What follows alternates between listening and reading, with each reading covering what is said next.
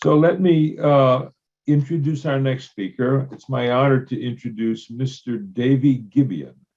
He's the Vice President of the Intelligence Innovation at Janes, which is the venerable publisher of much of our open source information on military and intelligence. Mr. Gibian's diverse career includes founding of startup enterprises in national security and working for the US government, where he supported various workshops in cybersecurity and DoD's work in warfighter engagement and AI strategy. Mr. Gibian graduated from Columbia University and served in the US Air Force. He's the author of Hacking AI and holds multiple patents in machine learning. He will speak to us on open secrets, harnessing the value of open source alternative data. Thank you, Davey, for joining us today. Yeah, thank you so much. Pleasure to be here. I guess I'll just jump in if that works for everyone. Sure thing. So I'm Davey Gibian, the Vice President of Intelligence Innovation at Janes, and I'm kind of an applied data scientist who's worked within the national security community. Now, what I'm going to talk to you about today is open source. Now, one of the interesting challenges of open source is narrowing what that means to even start to have a conversation, because it's so broad and continually expanding. And so I'm going to try to put a little bit of structure around, but most importantly, if I don't touch on a topic today in the talk that is within the open source environment or ecosystem or tangential, please put it in the chat. I'm very much looking forward to answering questions, even about those topics I don't get into. Now, what I've often found within algorithm development or data science is that we're not often struggling with the algorithm itself, but we often are struggling with the foundational or underlying data. The data quality, the reliability, the trustworthiness all come into play here. Now, that tends to be the main conversation regarding OSINT.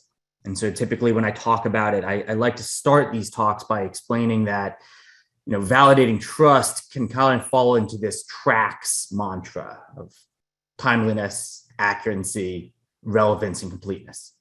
Now, this is an entire conversation. What does that mean? Timeliness, accuracy, relevance, completeness within open source, to be able to use open source information in a kind of mission critical warfighting or intelligence scenario.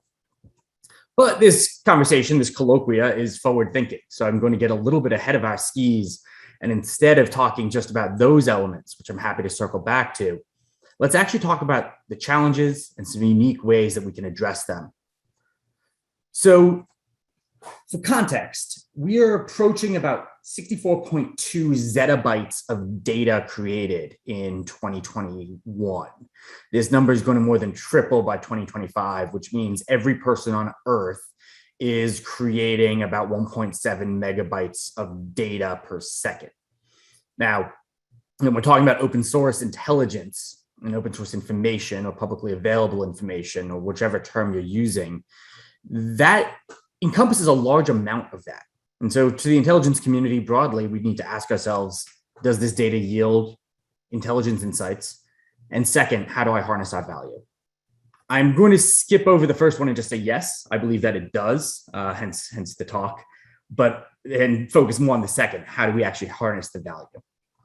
And I'm going to break this talk into three parts, discussing the strategic, operational, and organizational impacts of open source. These sections are going to be titled a little bit interesting. It's going to be dating apps are target-rich environments, algorithm intelligence should be foundational, and finally, geospatial intelligence is not sufficient alone.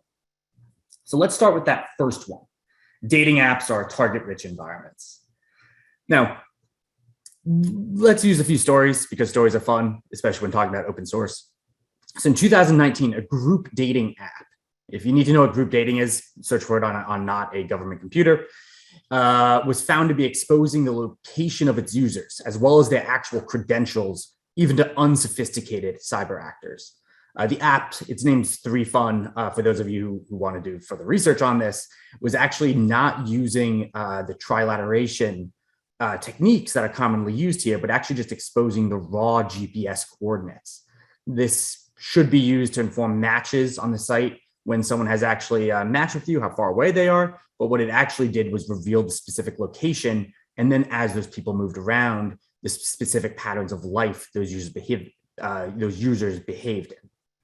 What was interesting about this was it also exposed sensitive government officials, the best examples being members of 10 Downing Street in the UK, but there were examples across the United States, the UK, and other governments that could be identified and traced back to their home, often using the app apparently to engage in extramarital affairs. Now, that's an interesting story of itself, but it's compounded by the fact that this story is not unique.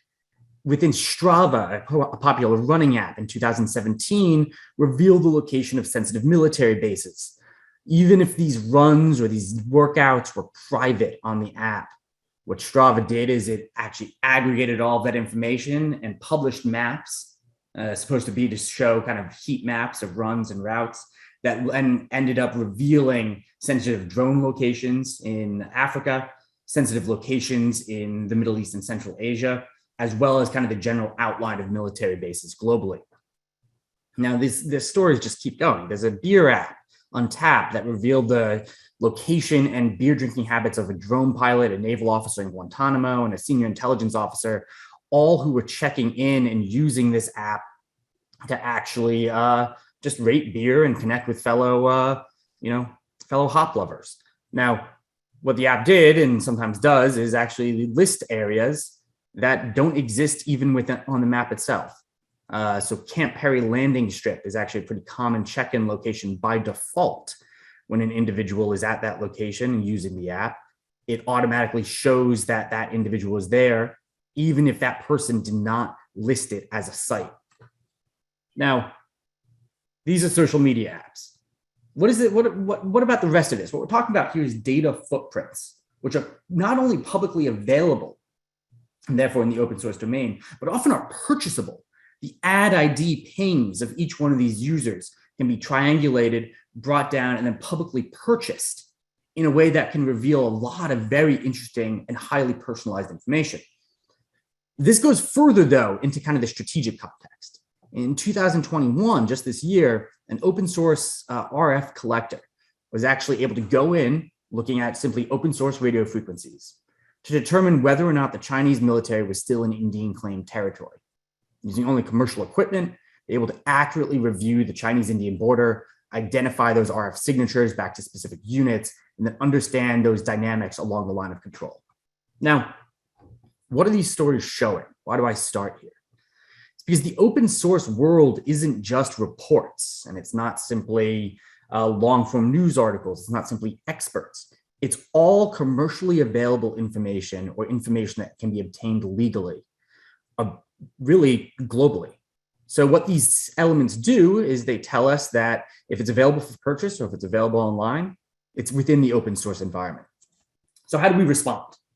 So first, the way to respond is the intelligence preparation of the ubiquitous technology battle space has to be determined as part of ongoing IPB efforts. Now, these risks are known regarding data leakage, data exhaust, the ability to triangulate specific individuals and establish patterns of life.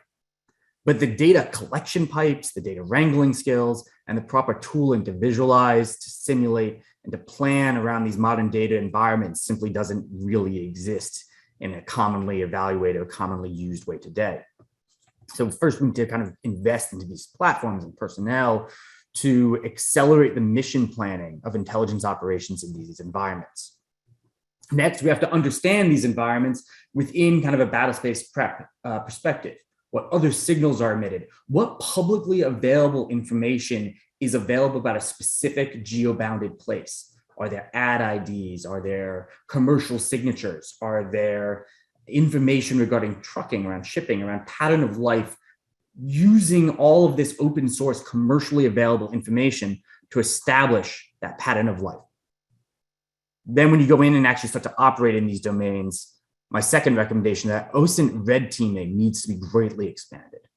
There are a few red teams within the intelligence and national security community looking at using this information in new and increasingly sophisticated ways. But they're rare. There's only a couple of them. And typically it's considered kind of an afterthought in the conversation about OSINT. And so I believe that a significant part, 15 to 25% of OSINT budgets need to be placed against red teaming, alternative data collection, and scenario planning within these environments to understand how an intelligence officer or a national security mission, how their data could be captured, how it's available within a commercial domain, and how that could be used. Now, this matters increasingly because you don't necessarily need sophisticated nation-state enabled intelligence collection to be able to understand patterns of life, targeting, and more importantly, mission planning within an intelligence environment.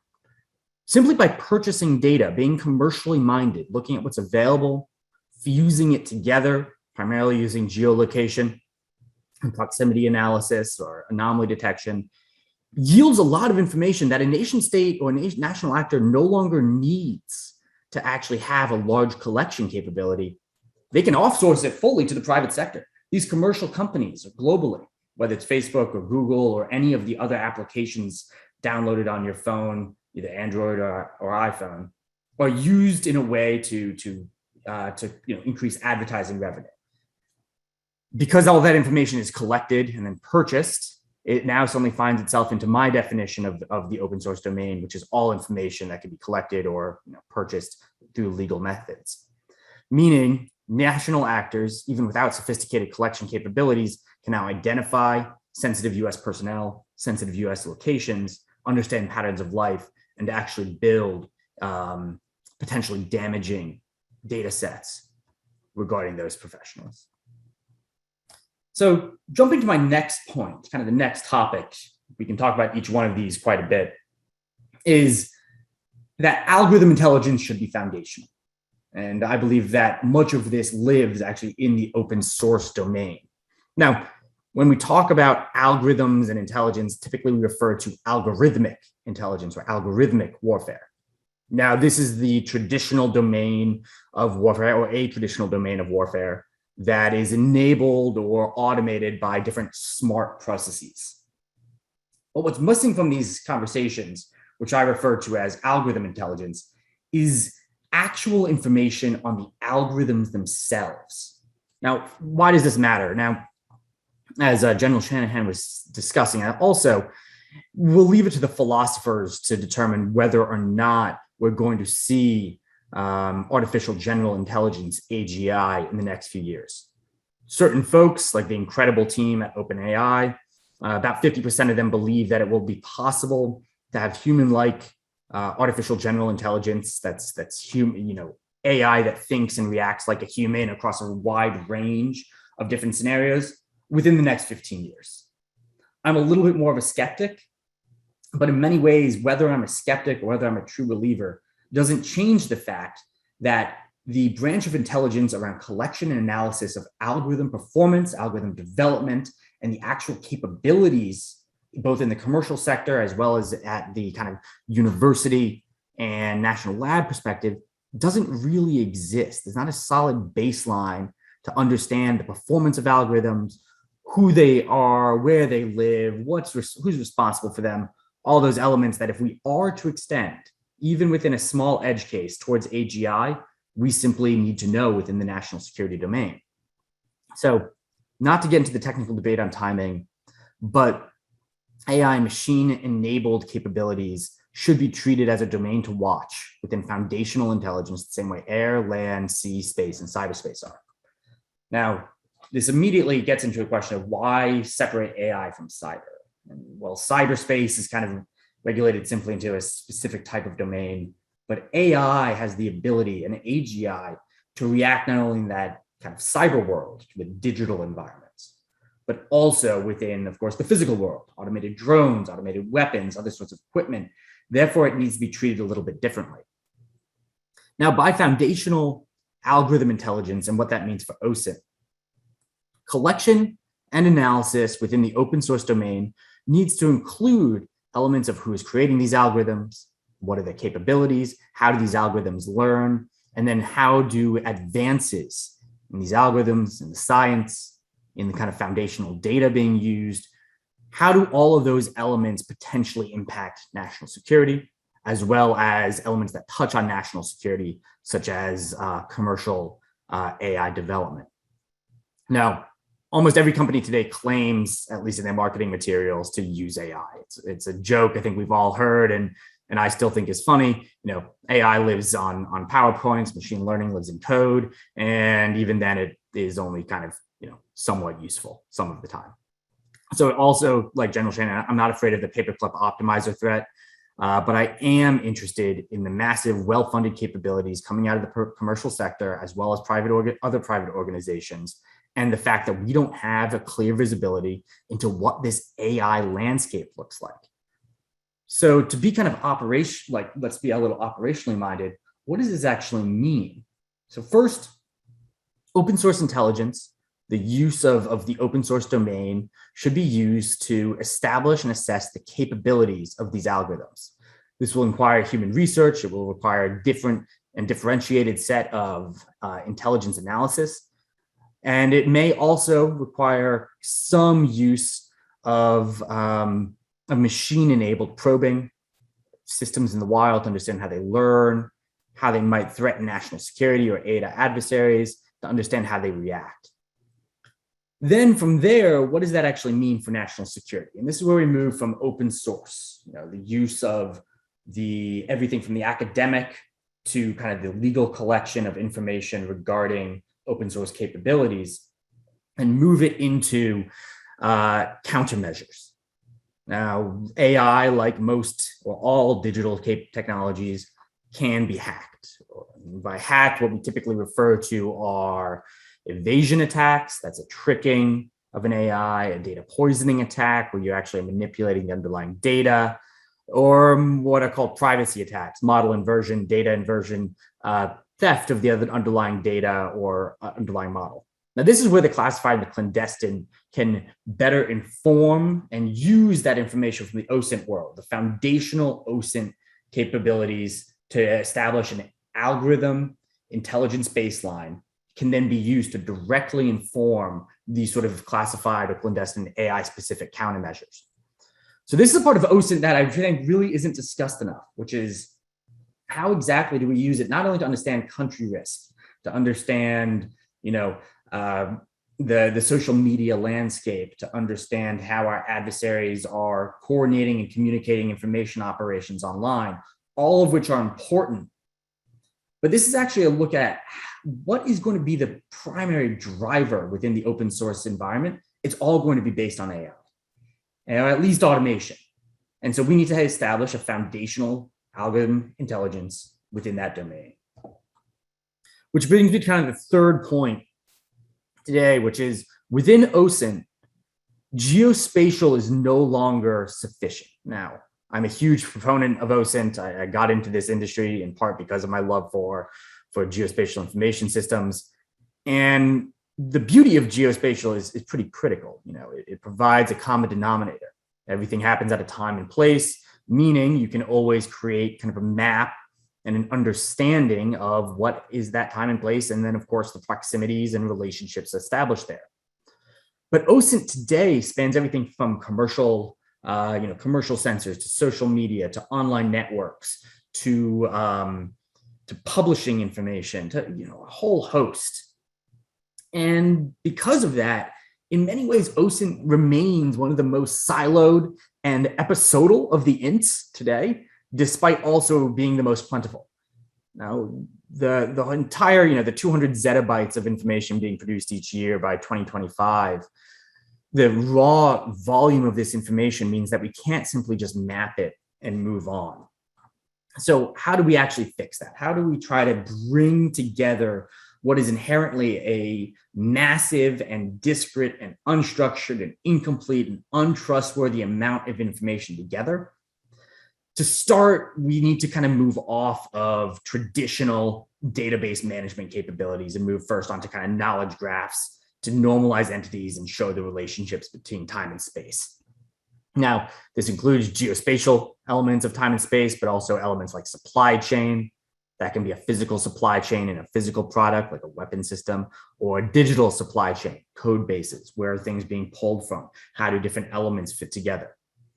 And then finally, the automated kind of data normalization engines to bring all this together and to find those connections. Now, my recommendation is not ever that we should collect everything. I think a lot of people within the OSINT community in particular want just a vacuum. You can just suck up all the information, just run AI across it, click button, find risk, find terrorist, find next emerging global hotspot. And I just don't think that we're ever going to get there. But what I do think we need are smart ways to ingest information on demand, open source information on demand, whether it's commercial or whether it's or whether it's just simply in the common domain within the open source domain. And we need ways to ingest it on demand, bring in exactly what's needed, but then also to recommend additional workflows and capabilities. Now, it's this last piece, which is moving into an OSINT-enabled future, where OSINT should play, because of its size and volume and velocity and veracity, a broader and more important kind of role within the intelligence community. We also need to invest in and create kind of the smart workflows of the future. Just as a pilot may have multiple drones or multiple automated aerial platforms as part of kind of the Air Force or aerial warfare of the future, so too should an OSINT analyst have kind of a smart assistant who can sit alongside, in an AI-enabled way, to actually think about, and this is all, an AI, so it's not actual thinking, but should actually be recommending additional data sets, should be finding and evaluating possible connections, and should be bringing to the surface data sets that the analyst either hasn't even thought of or didn't know was available, and actually allows the analyst, an OSINT analyst, to make sense of these zettabytes of information.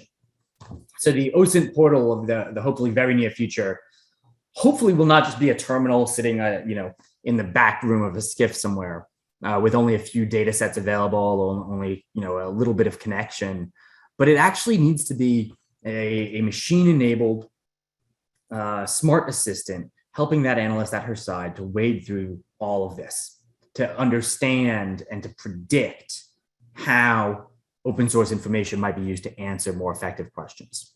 So within the open source environment, I really think that there are three areas to kind of focus on across the board, which I'll just summarize again before we jump to questions. First, open source and ubiquitous technology threats really are one and the same, because they're underpinned primarily by commercially available information and directly can endanger or enable intelligence collection intelligence environments. This requires dedicated OSINT red teaming, as well as a movement towards intelligence preparation of the OSINT battle space, or the UT battle space, in addition to more traditional norms. Second, the intelligence community must establish foundational algorithm intelligence, not just algorithmic intelligence, to understand the environments, the AI environments in which you're operating in the very near future. And then third is that we need to accelerate the movement towards non-relational database structure and kind of a very smart and AI-enabled way to view and understand all of the OSINT. This will require also contracting norms and different capabilities to pump that information in on demand, and will require kind of a multiple elements within the community, within contracting, within analytic workflows to make this happen. So those are the three areas that I'm thinking about most in terms of OSINT. There's a huge amount of additional areas to touch on, and so I hope that we kind of can bring those up in the questions. But I will take a quick pause there, take a quick drink of water, and I look forward to diving in deeper to all of the rest of these points as you guys hopefully engage. So thank you so much for listening, and thank you all for being here today.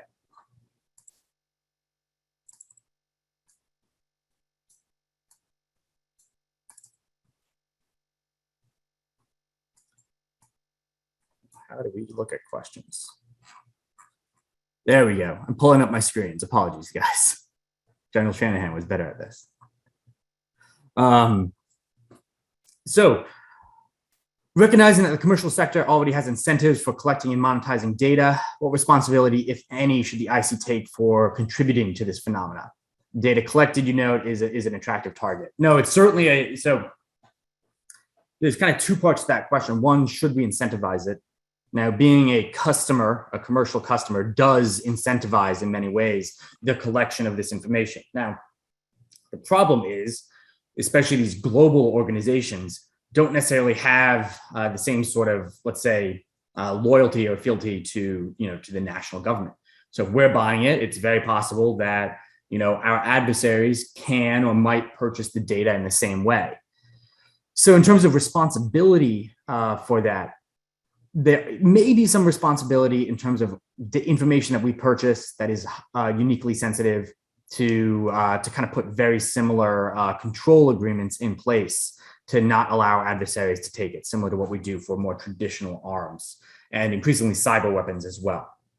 I haven't quite seen that yet on the AI side, but we will likely need not only the algorithms to be protected, but also the underlying data that they're built upon. So no, certainly, and then I think we certainly do participate in this phenomena. As purchasers within the IC, many companies actually look to the IC as a potential large purchaser, and so we do have a responsibility to not only take in this information and to utilize it, but also to protect it. Have we seen misuse, either email of the USPS informed delivery service, photographing outside? So that's not an area, Bruce, thank you for the question. That's not an area I've spent a lot of time is looking at it. I would imagine in some ways where we've seen that the most is actually kind of in the paparazzis of the world, or in the in kind of the private investigators, searching through the trash, looking at the mail before it's there. In terms of a widespread nation state actor, that's not an area that I've thought about much. But I think I'd kind of just blow that out into a little bit bigger. All of this information, when we talk about OSINT, now encompasses, that is a collection and an attack surface that is possible. I think knowing that it's there, understanding how we could react in that environment, and then putting some level of tests in place to understand if it's happening are crucial. Super interesting though, and not a thing that I'd thought about. To what extent is this is from Holly, thank you, is the IC's legal framework fit for purpose when it comes to OSINT? That's a really interesting question, especially as it relates to the collection of this information on US citizens in particular. Because, by signing these legal terms and conditions on applications on our phone, we are allowing that company to sell or use that data in a variety of ways, which many of us regularly do. Despite knowing about Strava, not security breach, but the publishing of that information, I'm still an avid Strava user. I just don't run around military bases with it. So when thinking about that quickly, when collected by the IC, becomes spying on Americans or intelligence collection on American citizens. So I think that there may need to be, I'm not a legal expert, I'm a moderate data scientist. So I think that there does need to be a revisiting of commercially available information and whether or not it can be counted as a domestic data collection. An area to think about for sure. This is from Julia. As analysts offload more analysis to AI helpers, it seems that developing intuition among analysts, a skill that really can't really be quantified, becomes more and more important. And how do you support intuitive thinking? I completely agree. No, so as information is offloaded to AIs, it's not a question of having the AI think of the questions to ask. And that's really a lot of where this intuition happens, is what questions do you ask of the AI and of these smart assistants to bring up information that either, first that you asked for directly, second that you didn't know you had that may be relevant, and then third that may be connected but not entirely a part of your initial query or initial kind of hypothesis. Now that's where I think the continued intuitive thinking not only continues to be the most critical element of the analytic workflow, but it also is supported by these smart assistants. So I think when developing kind of a smart assistant for OSINT, it's really a way to answer questions faster. Knowing which questions to ask and knowing how to build an analytic framework around that are going to be what it enables, but does not replace.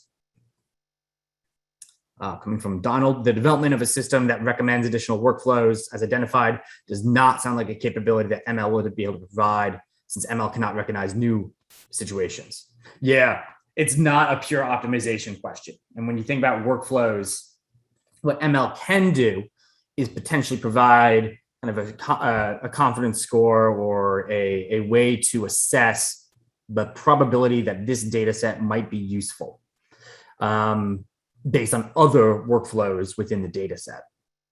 And so I think when you think about automated workflows and additional workflows, it's not just one ML function or ML model to rule them all. First, there will need to be kind of a symphony of models working in concert to actually assess, was this used prior, which also probably means that can't live at an analyst alone, that does need to be used across an organization, looking initially at a successful analysis, took in this data, the analyst then did X or Y, and that can start to inform that training set. And so then there's also the patterns and relationships between data that simply can't be determined by human analysts because of the volume of open source or just simply the wide range of information that we have. Now that comes down to kind of more smart recommendations, which I think that ML is a little bit better suited as opposed to finding the answer. So again, I don't think ML is in a position anytime soon to find, or potentially ever, to find something completely novel. What it can do is look at the prior history, prior events, having that tagged, and then be able to more effectively put forth recommendations. Similar to the Netflix example, but of an open source either network or kind of not network of open source connections that can then be used by the analyst. This is coming from Neil. Retired after 40 years in the firm. Thank you. Open source information is not an end to itself. It has utility at the strategic level, and when it's combined with other secret above sources. Yep. It's also really important that the managers and producers have a strong relationship to the wider intelligence world to tailor their outputs. Neil, I think that a lot of I think that there's kind of two elements. I don't think you're wrong at all. I agree with most of it, just with a little bit of a nuance, which is there are now, using open source information, we can produce insights that previously were kind of relegated only to clandestine or classified collection capabilities. And I think that now we have an ability to make a lot of very specific intelligence assessments or analyses based solely on open source information. That said, there's a huge amount that we still can't answer using open source information. So it needs to be connected. I don't fully believe in kind of a siloed approach. I actually don't. There's a discussion or kind of always discussions of should there be an open source agency as opposed to existing in a federated manner across different organizations. I'm more on the latter, where I think open source needs to be included across the life cycle of intelligence analysis at all levels, as opposed to being yet another silo. So no, it's the enrichment of classified and clandestine capabilities using open source that I believe that the strong value will be. And no, the need for a strong relationship within the wider intelligence world, I completely agree with as well. It cannot live alone. Open source collection, open source analysis cannot be a standalone, although it will require a unique set of skills and potentially differentiated skills, but it shouldn't be something that kind of lives in the corner and is only pinged when you believe that there is an open source question. From Tim Zimmerlin, what roles does privacy play in helpful blocking both? Is the US Congress knowledgeable about the full spectrum of big data threats, our IC customers? So to answer the second two first, every time, so there's three kind of stories I gave at the beginning regarding 3Fund, Strava, and Untapped. Those are still kind of viewed as episodal in the minds of a lot of people. You know, they happened. It was not even a data breach necessarily in Strava's case or Untapped's case. Simply was part of the data exhaust or data dust given by those apps. They aren't unique. I think that they're more just kind of fun quips. But this information is and capabilities regarding big data is continually expanding, is continually kind of getting worse in some ways. And therefore, no, I don't think that Congress in particular is knowledgeable about the full spectrum of big data threats. Now, when you move from specific force protection or operational security elements like those apps into, big data of, do we know kind of where all this information is? Do we can we actually put it all together? And then do we know what algorithms or AI capabilities are being developed on top of it? That's why I say almost definitely not. Now, within the IC, I think that there is broad acknowledgement around the different areas that I discussed today, around the fact that technology and data exhaust is ubiquitous, around the fact that algorithm, foundational intelligence needs to be there, and then of course that potentially smart workflows could be useful. But there's not kind of a consolidated strategy that I've seen to address all of them. And I don't know if individual elements are empowered to really take advantage of all of it, which means that both the opportunities as well as the threats may not be as well known as possible. I'm happy to be wrong about that if there are pockets that I simply haven't seen now. And then in terms of the privacy, I think that there's kind of two sides. There's a kind of a personal opinion, and then there's kind of an operational do-out. On personal opinion, privacy at its core is usually a personal choice. Now, there needs to be informed consent across the board when it comes to privacy. I don't know if many users of technology simply have said, I don't care. I've ceded privacy in some domains to the fact that I get to use my iPhone or my Android in the way I want to. Now, that becomes a personal choice. There may be areas that should be expanded, or informed consent should be expanded and easier to understand. But then there's also the what do we do about it? And I think as long as people are ceding this information, we do need to be able to use it, and we do need to operate within that environment. And so while privacy is helpful in some ways for force protection, for operational security, there is a lot of data to be gained from commercially available information, both about people, places, things, organizations, that I think we should, as long as this is commercially available, we should be able to use in the open source way. Now, am I personally concerned about it? Yes, but we do need to operate within kind of that domain. So from Don, what can the US learn from our adversaries regarding successful integration of OSINT into our decision cycle? That's a really good question. My hypothesis is that, as we're discussing a lot of this, one of the points I discussed earlier is that you no longer need, whole of nation state capabilities to generate significant intelligence regarding people, places, things, companies, organizations, environments. You need a different set of skills, but it's available for purchase. People can actually make sense of it. You even saw, you see a lot of, companies using highly sophisticated, effectively personal tracking to just push their products more, to sell more advertising.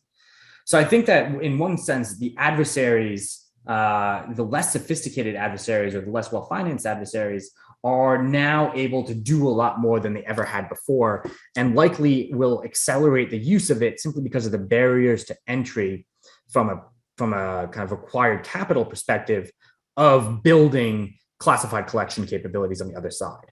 And so just how you see kind of these leapfrogging of technologies where often when a faster technology or better technology is used by previous non-users because the early stage of that technology was simply too expensive to use. I think as we move forward, you're going to see the intelligence and national security apparatus of countries we used to view as non-sophisticated rapidly accelerating because they have access to sophisticated optical surveillance equipment and RF surveillance equipment, because they have access to commercially available purchasable information regarding persons. And so I think that we're going to see a pretty significant acceleration of their use of these data sources and data collection processes in their decision cycle. So in terms of what we can learn from that, I think we do have to really carefully red team not just specific missions. How might we be in a technology environment that could have an element tracked, but we need to understand what our adversaries could do as well, and to deeply interrogate and investigate exactly what is available out there and how that can be turned to understand the broader intelligence picture from our adversaries, and not just kind of the big few we end up talking about a lot. Dr. Joe, am I just about at time? Right. Perfect. Well, no, I think there may be a few other questions I didn't get to, but I did want to be conscious of my time and turn it back. But thank you all so much for your questions. Thank you for your engagement, and thank you for listening. Well, thank you very much, Davey.